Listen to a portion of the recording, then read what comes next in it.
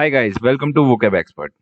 अगर आपको लगता है कि आप वोकैबलरी कम होने के कारण इंग्लिश नहीं बोल पा रहे हैं, तो आप परेशान ना होइए। हम आपके लिए लेके आए हैं इस सीरीज की पहली वीडियो, जिसमें हम देखेंगे कैसे हम वोकैबलरी इंक्रीज कर सकते हैं थ्रू न्यूज़पेपर। अगर आपके यहाँ इंग्लिश न्यूज़पेपर नहीं आता और आप वोकैबलरी इंक्रीज करना चाहते हैं, तो टेंशन मत लीजिए, आपकी प्रॉब्लम सॉल्व आउट करेगा vocab expert. So let's jump to the video. तो हमारा पहला पैराग्राफ है, The Kerala government on Sunday made COVID safety guidelines such as wearing of a face mask in public places and the prohibition on splitting mandatory for a year in an amendment brought to Epidemic Disease Act. अब इसे हिंदी में देखते हैं। केरला सरकार ने रविवार को सार्वजनिक सुरक्षा स्थलों पर फेस मास्क पहनना और महामारी रोग अधिनियम में लाए गए संशोधन में 1 वर्ष के लिए कहीं भी थूकने पर अनिवार्य है। अब नेक्स्ट स्लाइड में हम देखेंगे जो जो वोकैबुलरी इस सेंटेंस और इस पैराग्राफ में यूज हुई है, उसको हम हिंदी और इंग्लिश में क्या कहते हैं। तो हम देखते हैं कि इस छोटे से सेंटेंस में हम कितनी सारी वोकेबलरी सीख सकते हैं। तो हमारा फर्स्ट वर्ड है गाइडलाइंस, दिशा निर्देश, अ जनरल रूल, प्रिंसिपल और अ पीस ऑफ एडवाइस। तो आप इसका एग्जांपल देख सकते हैं कि गवर्नमेंट ने लॉकडाउन के टाइम में बहुत सारी एडवाइस जारी करी थी, जैसे कि 7 बजे के बाद शॉप नहीं खुलेंगी। तो हम सेकंड वर्ड देखते हैं, वियरिंग, पहनने, have something on a body as a clothing, decoration और a protection.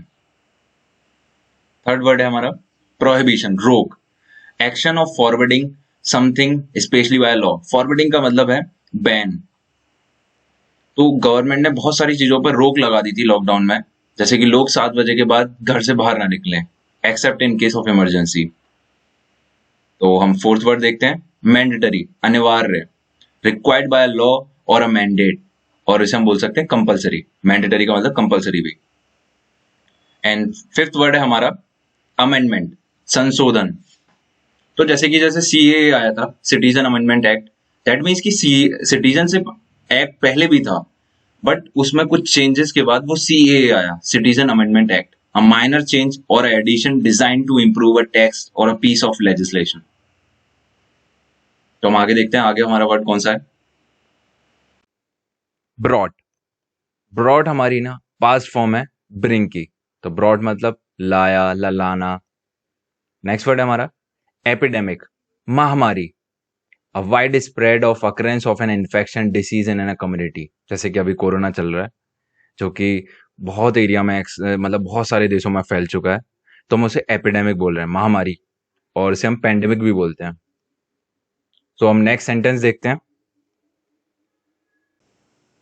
As many as 40 websites belonging to the Six for the Justice, an outlawed organization, have been blocked by the government for supporting a secessionist activity.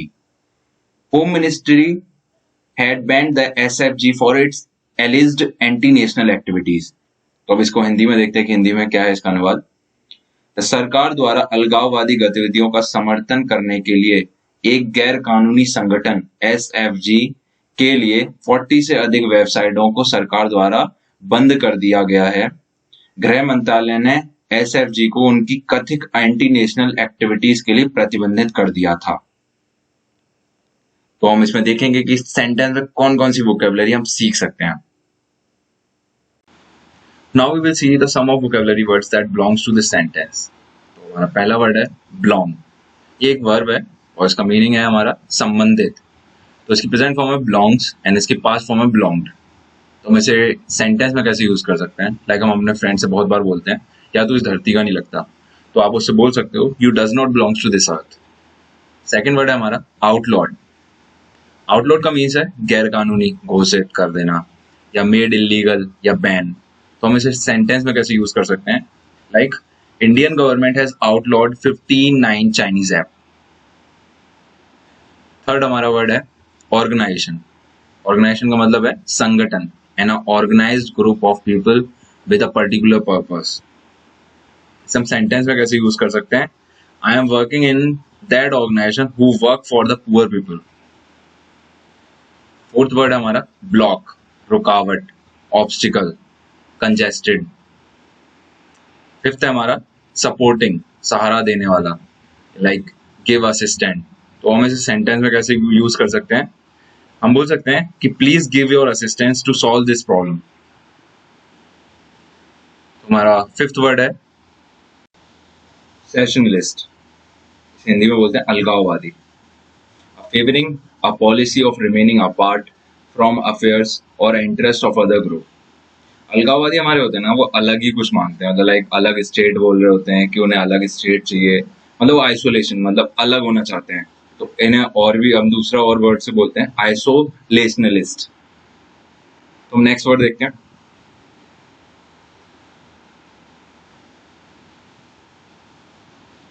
एलिज्ड।